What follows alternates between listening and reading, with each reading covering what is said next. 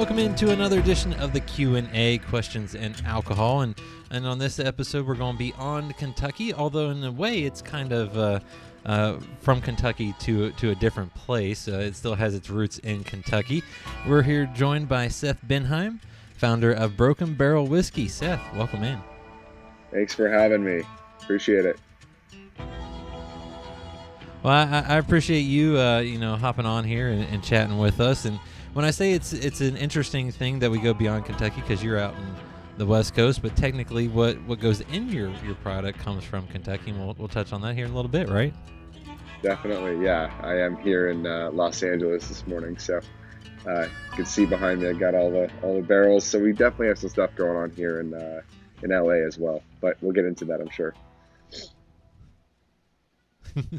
Now, for those that may not know who you are or how you got started, or how you got into this crazy game that is the alcohol world, can you tell us a little bit about, just you and kind of what you've done all your life?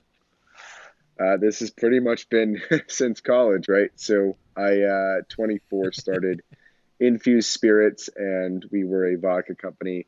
We had a really cool, still to this day, unique idea to put fruit in the bottle and have that be the flavoring and the kind of the visual aesthetic of the vodka. So we do Infused Spirits vodka. We still make that today. We've been doing that for, what is it, 9 years? Going on 10 years now.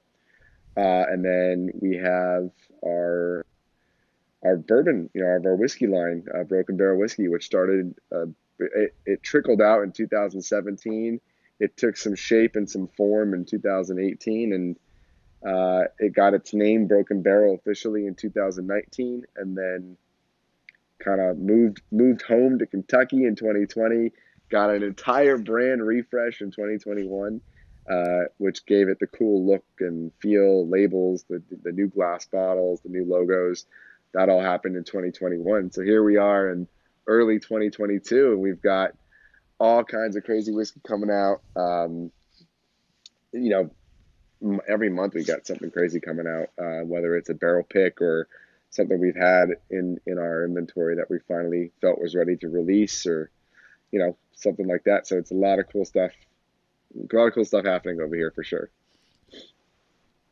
Well, I love too that you kind of have taken a different approach, because I feel like everyone can kind of just go to MGP or wherever, buy it, put their label on it, and so forth. Maybe age it in a different barrel for a little bit, but you guys kind of take a different approach. But before I even get to that, you talked about the approach with vodka and the infused spirits that you launched there. How did you guys come about with that before I even get into the whiskey? Because I feel like that was almost a way you started, then you took that idea and kind of flipped it for the whiskey world.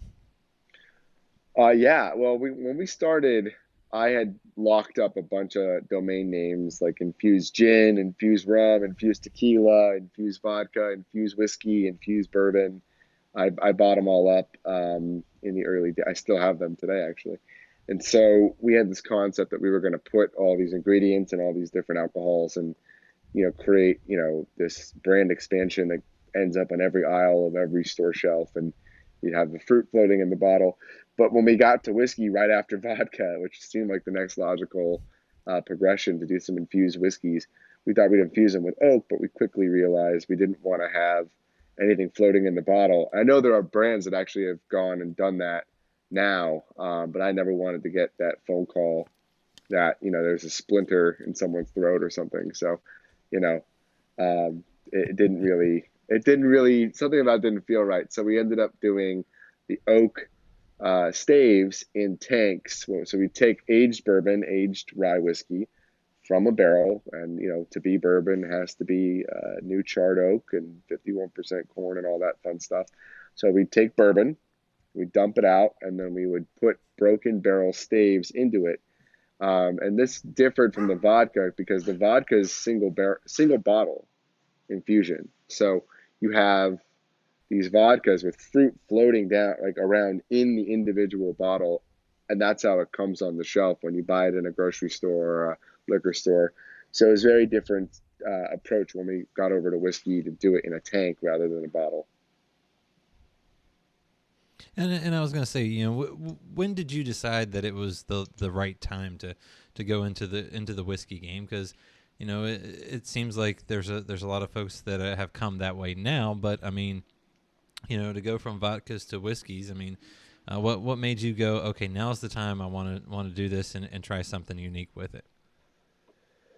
Well, we just tested it out. I mean, we sent a picture of the concept bottle to our distributors, and they all said, "Oh, we'll take 50 cases or we'll take 100 cases." And I said, "Oh, there's some real interest in this." If we had sent that picture out and people had said, "Oh, we're not interested in that," um, and when we were looking at our vodka volumes for those markets, those different states, and at the time, I think we were in 17 or 18 states. Now we're in 40, but at the time we were just in a few. Um, you know, we were selling maybe 100 cases a month or something in those markets, some of those peripheral markets, and then to see them ask for such large quantities of a single SKU because it was just bourbon, it really a light bulb went off. We're like, hey, they really want this whiskey. And they haven't even tried it. They don't even know what it tastes like. I mean, they just knew the quality of what we were doing in the vodka space and the uniqueness and the originality of it and the flavor profiles that we were able to create with our vodka. So there was a lot of faith from the distribution side. And there were way less whiskey options then than there are now. I think today, if we were to send a picture of a whiskey, they'd be like, oh, not another whiskey. Um, but we've been there for 5 years. So we weren't the first, but we certainly aren't going to be the last either. And we try to offer something innovative for the time. There were not a lot of stave finishes in 2016 and 17. So when we were developing this idea, there were some barrel finishes, but there wasn't barrel finishing for American whiskey was not nearly as prolific. Certainly none of the major bourbon producers. You'd be hard pressed to find a bourbon finish in anything. And I don't even think people thought they could finish bourbon. And a lot of people still to this day don't recognize or realize that finished bourbon, especially stave finished bourbon, actually gets classified under something other than bourbon. It gets it's almost classified as flavored whiskey in the eyes of the TTB.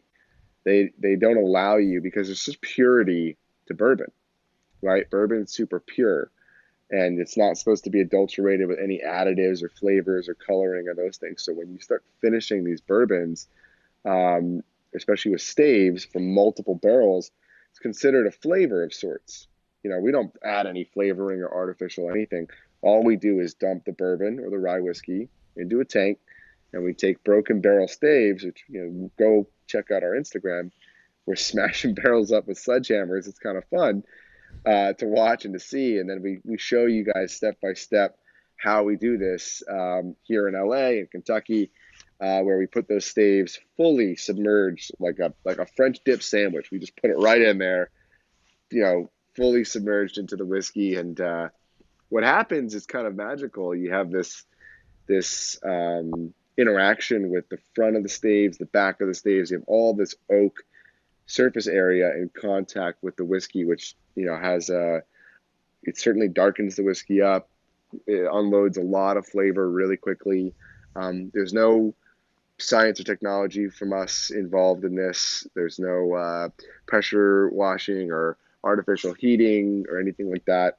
Um, you know, we just kind of taste the whiskey as it goes and as it ages, and we say, okay, this tastes right, and that's when we start to consider bottling a batch or a private release or something like that. Well, and two, I love just getting to try those. That they were very impressive, and it's kind of neat to see what you guys have been able to do and the flavors you've been able to pull out.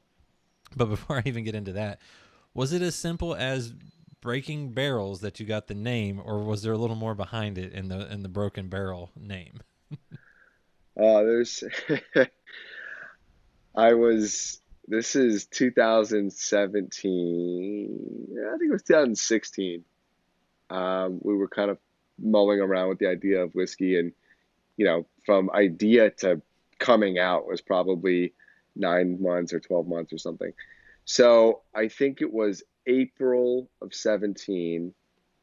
My wife and I are both Jewish, so I was sitting at a Passover Seder, which is like a dinner for those who are like, what the hell is that?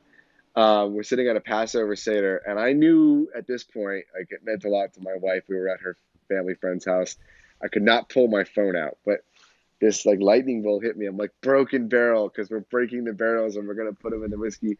So I had to grab them. Like I had to ask my wife for a pen or pencil. Like I knew she had one in her purse. She's like, why? Why do you need that right now? I'm like, I need it right now. I need it right now because I'm gonna forget. So I had to write it down. So I took it, I wrote it on a napkin, I shoved it in my pocket, and somewhere in my desk I have this napkin that says Broken Barrel Whiskey, or Broken Barrel Bourbon, actually, was the concept. But what's funny is we launched the first whiskey under the Infused Spirits um, label. So if you look at, there's plenty of it still out there, I think, on people's Instagrams. And it's funny, we still see people posting pictures today in 2022 of a bottle that was released 2, 3, 4, 5 years ago. And I have such a crazy collection of whiskey that I'll pull a bottle out that people will probably look at and go, man, that's a 7-year-old edition of that bottle. So we had the Infused Spirits Broken Barrel Bourbon. That was the first one. And the name just kind of, I love the alliteration. Like we wanted to do our California oak. Originally was going to be the Cabernet cask or the Central Coast Cabernet cask or the California, like we do a lot of like these CCCCC or BBB or, Broken Barrel Bourbon. Like, we love that kind of stuff. We just have fun with it. It's somewhat memorable in a way too. Well, I love it, and sometimes that's just how things come to you. And you talk about sharing everything on kind of your social media and how it works. But I mean, like you said, you guys literally break down the barrels into the staves that they kind of are made up of, and then you put them in. So can you explain how that kind of works? Because and you obviously have what I think is really cool. You have the mash bill and then an oak bill. For those that are watching, you can see Yeah. on my screen it says oak bill as well. So can you talk a little bit about that as well? Yeah. So where Broken Barrel really started to take a life of its own, and it was a profound conversation I had with a business partner and potential investment banker. We were talking to them about raising money for the company in 2000 and I went to 2019, and this guy's looking at us. We're having drinks up in Portland, Oregon, and we went out to meet this guy, and he goes, "You guys are doing this wrong. You've got two companies here. You got two brands. This is not infused spirits whiskey. This Broken Barrel. First of all, it's a great name. That should be the name." And we're like, yeah, I can see that. That makes sense. Maybe change the name on the label or something. He's like, no, no, no.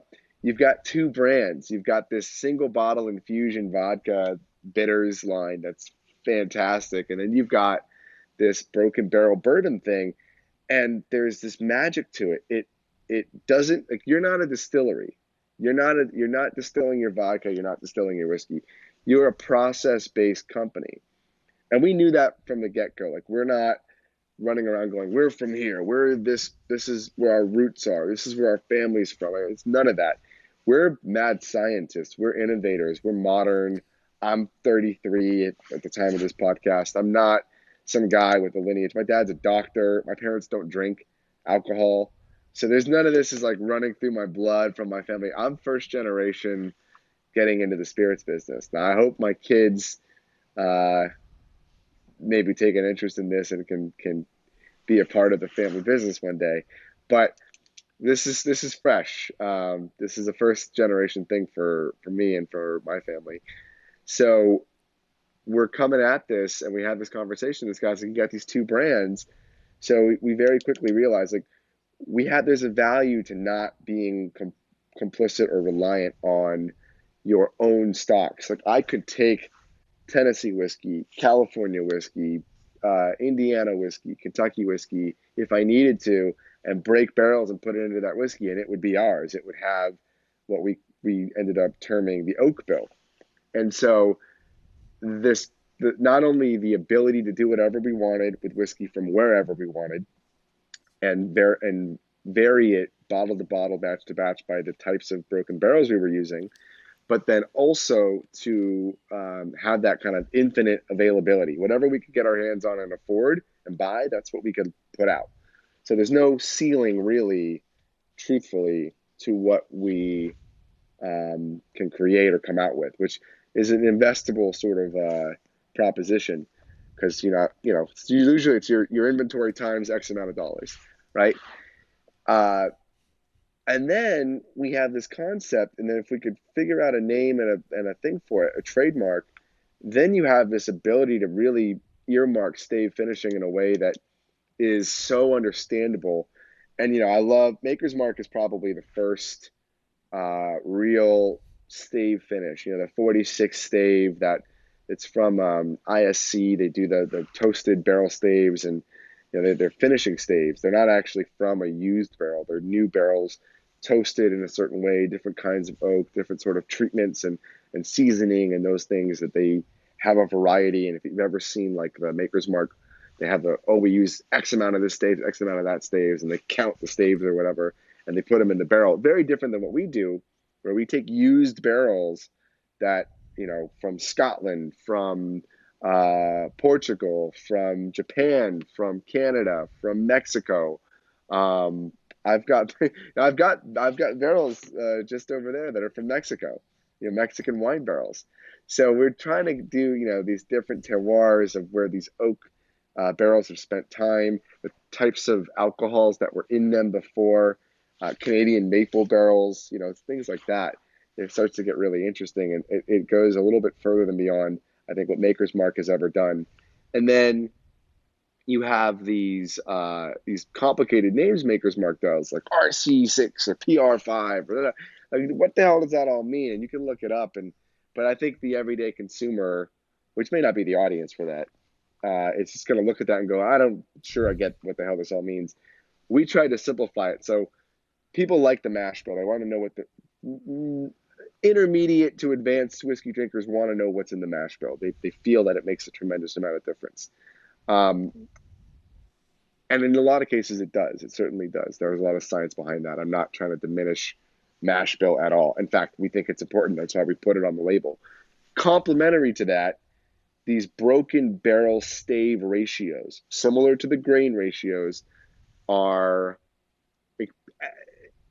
as if not more important. And we prove this time and time again by taking the same whiskey and putting different stave combinations, letting customers and consumers and buyers and partners and people and reviewers like yourself taste this stuff and go, man, that is incredible.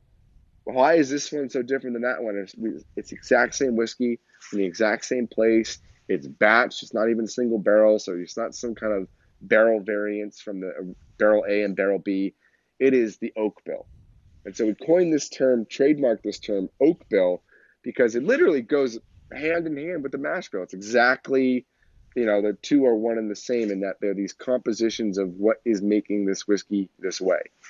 So we find the oak bill to be a really easy, understandable, digestible way to process what we're doing conceptually. So we give you the ratio of, 40% French oak versus 40% ex-bourbon barrel versus 20% sherry cask.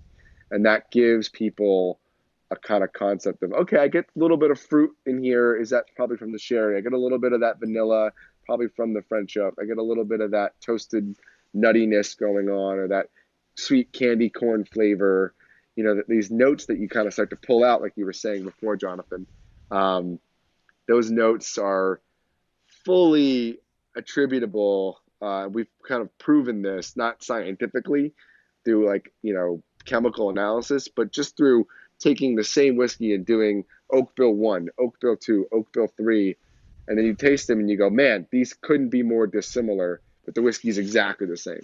So that's where the Oak Bill kind of has that magical touch.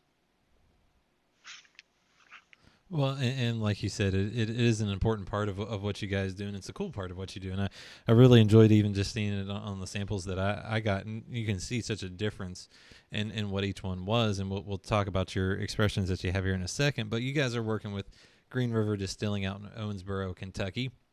Yeah. How did that partnership come about, and what's that been like for you guys? We started buying their whiskey in 2017 when we launched, and at the time they had only been out they'd only been distilling since 2016. So their whiskey, the first batch of whiskey we put out was 9 months old.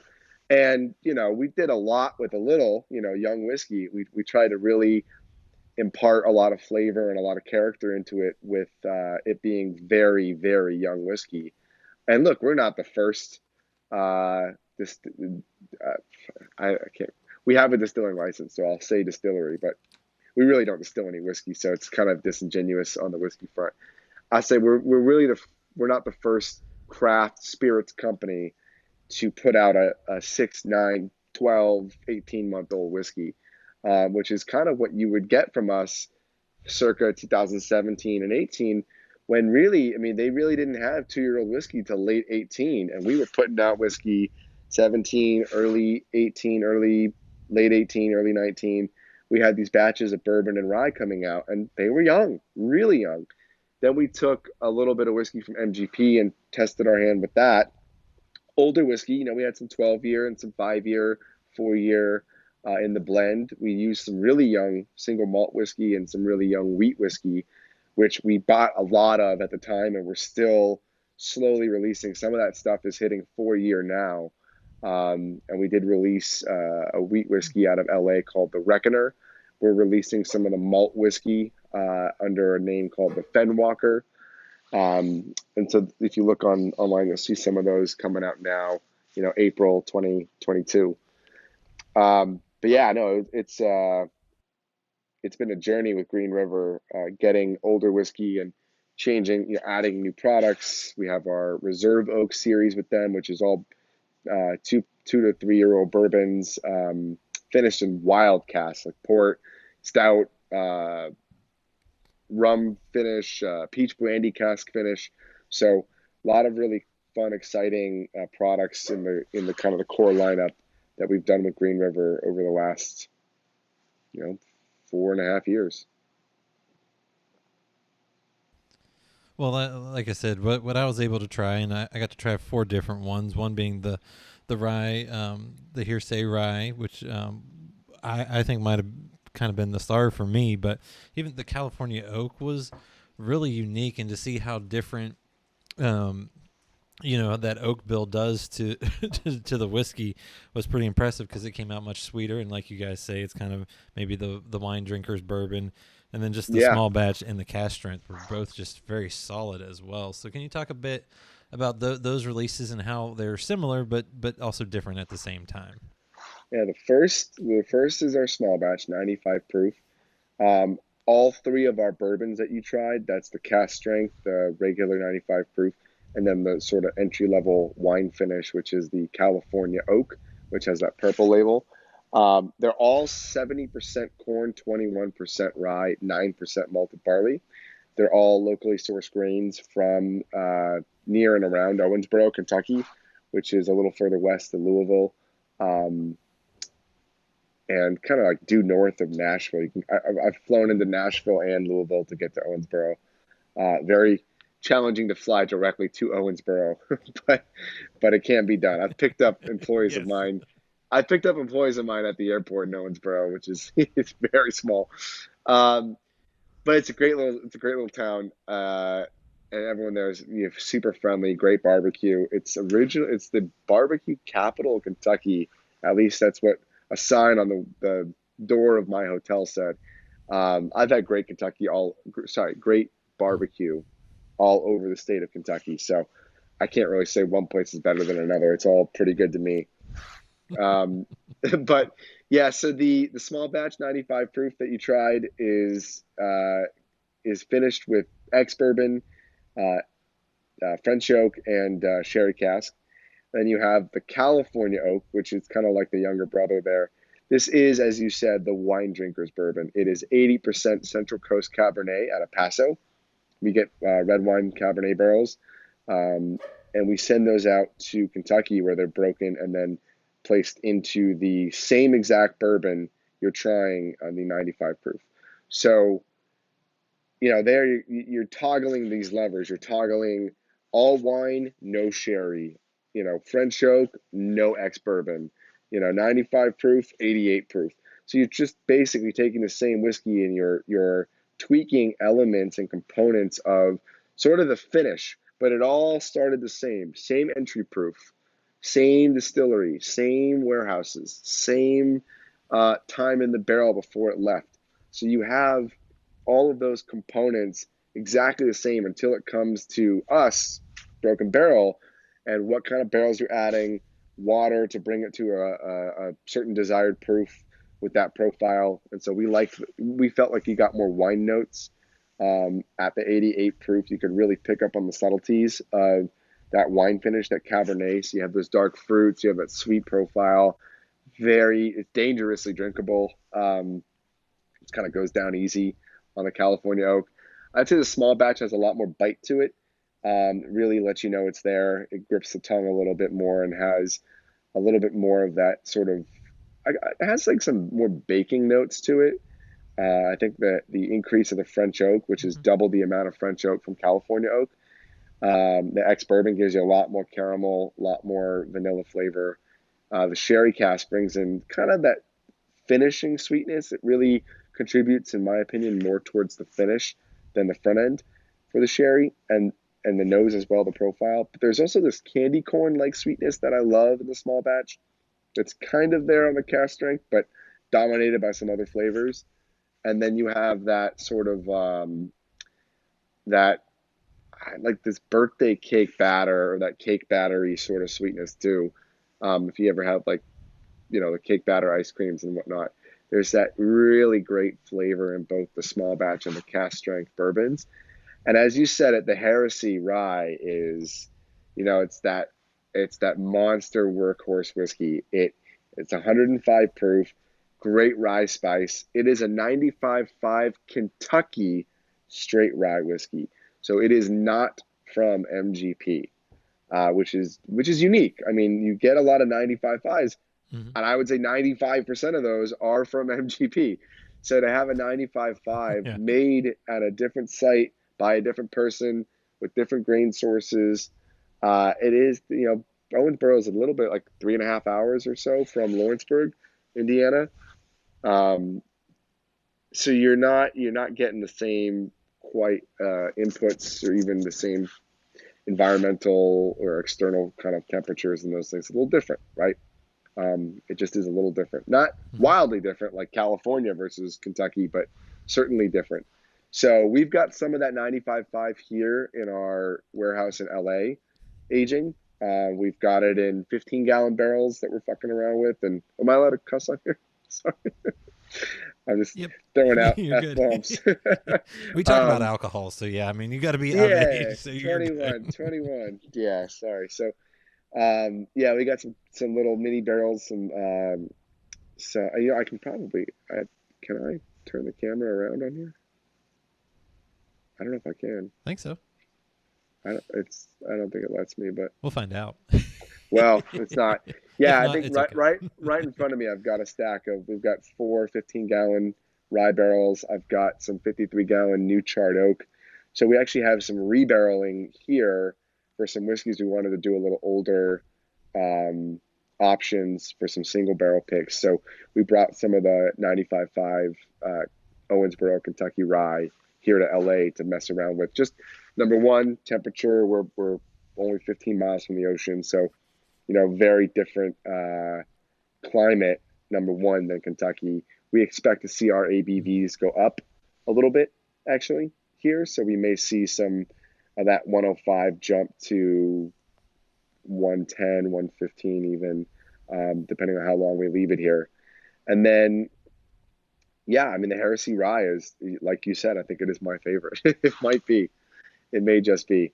I like that proof right between 100 and 110. It's great for cocktails if you're going to make one. It's affordable for cocktails. It's, most of these whiskeys sit around 32 to 36 bucks. So they're not bank breakers by any means. They're very, very attainable, affordable, available. That's the idea. This is not about making these, I'm not trying to break secondary markets or do any of that kind of crap. We just want to make great whiskey that people can get behind this brand. Like, this is my brand. Like, these are my people. These are like guys and gals that want to make great whiskey and put it out in a cool bottle with a cool concept, and just be a little different. Like we want to walk to our own path. We don't want to just do what everyone else is doing. And I think that's why you get a lot of funky things out of our brand. You know, you get a lot of these kind of wildly creative, confusing things that you're like, what the hell is, this American whiskey with a Sauterne cask finish, or this Barbadian rum on a 7 year, or the Isla cask. We get a lot of Scotch casks from people we know, and we've done Ardbeg and Lafroig finishes and on American whiskeys. We've blended malt whiskey with wheat whiskey. We've got cognac finished wheat whiskey. We got a lot of crazy stuff out in the world and in the pipeline as well.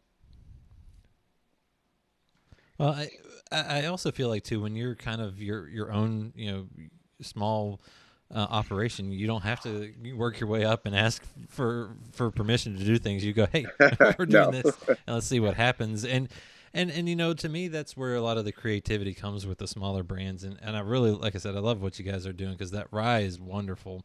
I think that was my favorite. And the California oak surprised me, because I usually put ice in mine.